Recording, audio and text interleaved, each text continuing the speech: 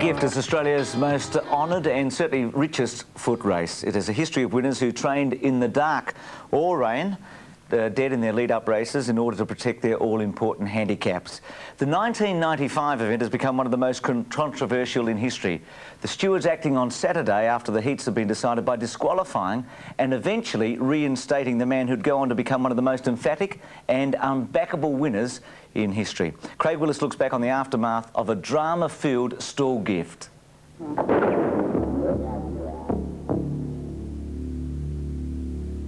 Last Saturday at Stawell, and Melbourne runner Glenn Crawford easily wins Heat 19 of the Stawell Gift. Away from Giannoni, further back then to Crawford and followed on by Paul. Crawford goes to the front doing it easily. Paul can't get near him, and Crawford's into the final easily. Minutes later, he's disqualified for inconsistent performance after running a slow time at a meet in Tasmania 3 weeks earlier.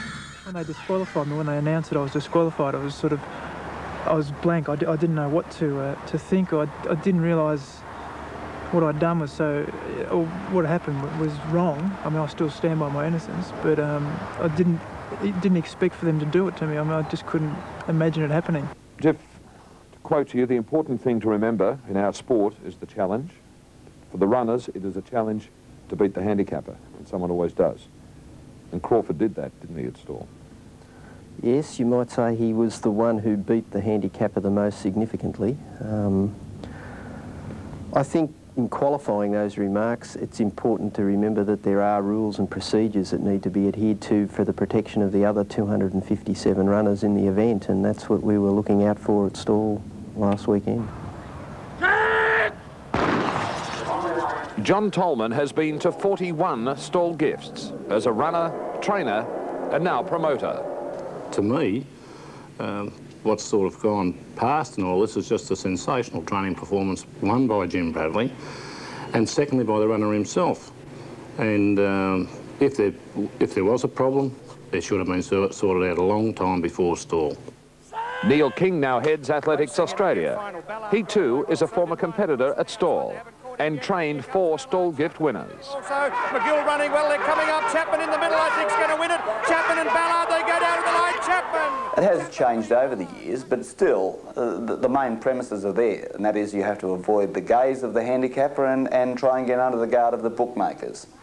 You can understand there are some people, probably people who are talking through their wallet, who said you rorted the system or you cheated, whatever. What do you say to them? I disagree with that totally. In actual fact, I've probably done it better than most. A lot of people turn up and they don't try throughout the year or throughout a couple of years to get a good mark. Now, I got a mark at the start of the year which I knew that I was capable of winning off. So rather than turn out and put in poor performances, I just didn't turn out. We didn't run very often before Stawell, but in my case, I mean, I had some very, very good novice athletes that won virtually in their first year of attempting to run. We just didn't run very often. They were eligible for the novice mark, and so they went up to Stawell without much experience off the novice mark and without much knowledge to the handicapper, and so they just went out there and they were good enough to win. Chris Perry won the Stawell Gift in 1982. He was trained by Neil King. He also sits on the Athletic League board. Could something have been done that would have avoided all this controversy? Well, I think that they should have probably, if they knew 3 weeks earlier that there was some anomaly in Glenn's performance, that they should have opened an inquiry then. But certainly after the boy had run and won so emphatically and so brilliantly, that it was all too late. When they're sort of talking about betting on the gift, we had, for the first time, 3 back markers, handicapped from behind, handicapped on scratch, and the runners actually took up a petition to try and get the limit lifted. Now, if the limit had been lifted, obviously Crawford would have gone out further. So I think they sort of defeated their own end. And let's talk about the final. Terry O'Donnell traditionally walks along the field as they're heading that long walk up from the finish line to the starting blocks. Yeah. What did you think when he walked in front of you to shake your hand and wish you good luck? I just thought, well, I'm just going to show this guy, you know, because he was... he sort of turned around towards the end of the appeals and all that sort of thing, and he was okay, but I still just had that point to prove, and I was going to prove it to him and to everybody else that had sort of caused the trouble.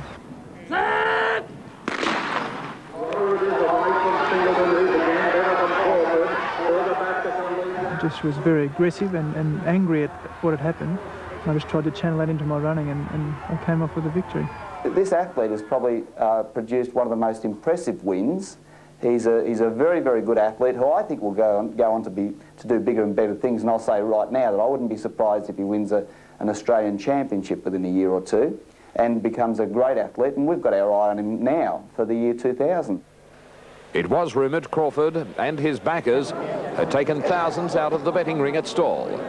The figures have been largely exaggerated. But did he do anything wrong? I don't think that he is any different from 114 other Stawell Gift winners that have won. It was just too good for them. And I think that there was a few people up there talking through their pockets. And I haven't been around the meetings this year, but if they hadn't nailed him before he went to Stawell, good luck to him. No, certainly he's been the most impressive Stawell Gift winner. I think he's a terrific young athlete, and I don't believe he's done anything wrong whatsoever. What about the comment from the VAL president that the challenge really is for the runners to try and beat the handicapping system? You've done it very successfully. Yeah, I mean, that is the game. That's what me and the 113 people before me have done. You know, that's, rather than beat the handicap, I just didn't turn out. So you can call it beating, you can call it what you want, but I've done nothing more or worse than anybody else before me has done. And in your opinion, nothing wrong? You haven't done anything wrong? No, I stand with a clear conscience. I've done nothing wrong. Really interesting story, that one, and a very interesting article in the letters to the editor in the Melbourne Sun yesterday, where a person who's been involved with Stawell as a trainer and formerly as an athlete said that really the handicapper had put Glenn on 5 metres at Keilor in February, and he basically got it wrong. He said the buck stops at the handicapper. Glenn Crawford, the winner of the 1995 Stawell Gift. After this, Max Presnell, Keith Hillier, We Talk Racing. It was Sydney Cup Day.